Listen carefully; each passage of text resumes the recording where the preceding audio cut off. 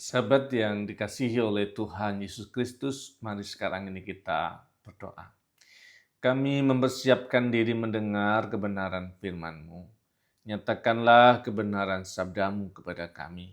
Kami mohon dalam nama Bapa, Putra, dan Roh Kudus. Amin.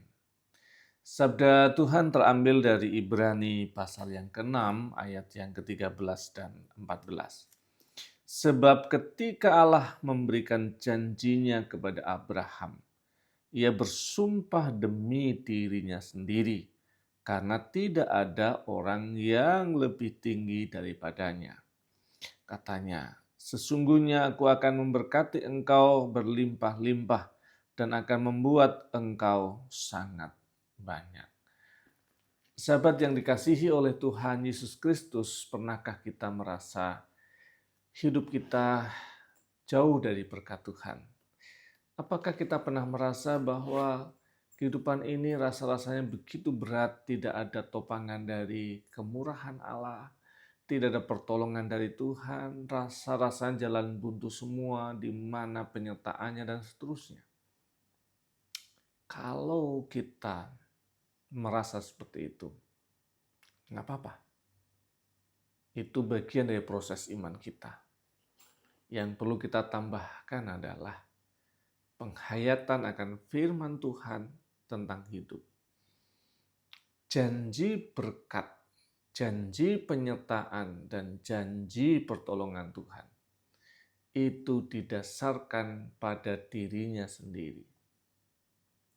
Tidak didasarkan pada perilaku dan cara kehidupan kita.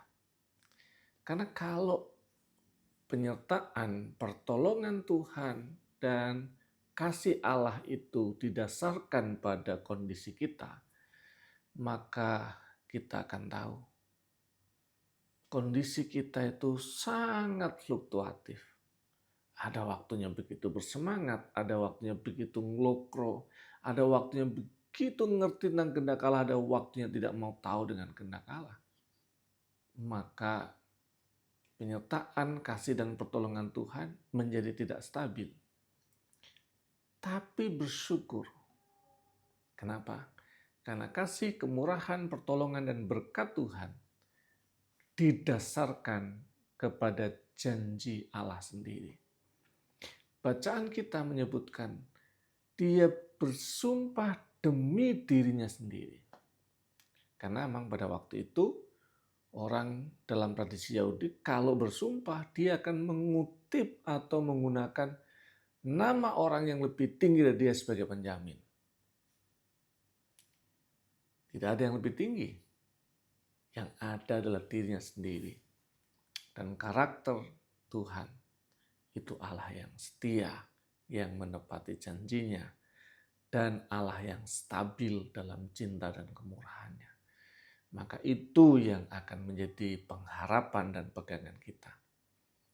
Bahwa kasihnya, kemurahannya, pertolongan dan berkatnya terus ada senantiasa.